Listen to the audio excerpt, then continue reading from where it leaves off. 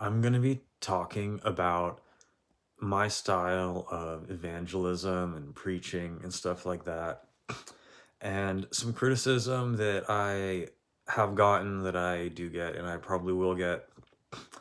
And I'm going to explain it away using John 15:13. This is where Jesus says, there's no greater love than this, than for a man to lay down his life for his friends. Now, I'm going to tell you how most people read it, and then I'm going to tell you how I read it. So, most people see this as basically just sacrificing your life for others, and that's definitely it. But I'm going to explain how I see it in terms of witnessing to people.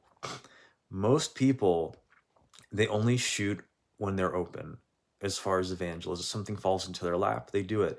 And these are even good and hardcore Christians. These are people who regularly go out, and they are seeking to witness for God every day.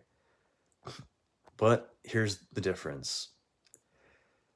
A lot of people will count the cost of witnessing to someone, and they'll say to themselves, I don't want to witness to this person in a certain way or at a certain time because I don't want to misspeak in anger and have them be misled and have them leave God because they don't like what I say, or reject God more because of what I say. And I don't want to be judged by God for pushing someone away from God, right?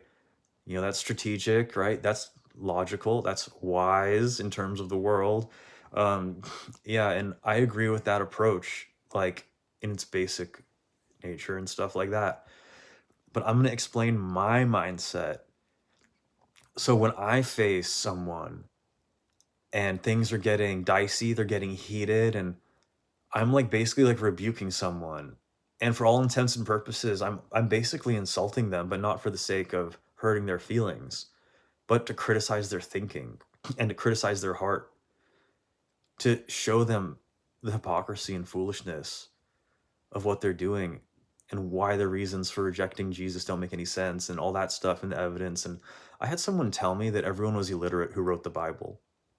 Think about that statement for a second. All right. And so this is what I'm saying. When I get in these dicey situations, I count the cost and come to the opposite conclusion. I'm like, I am even willing to face a harsh judgment from God for leading this person away on the chance that I could lead them closer. All right. If you can hear this, hear it.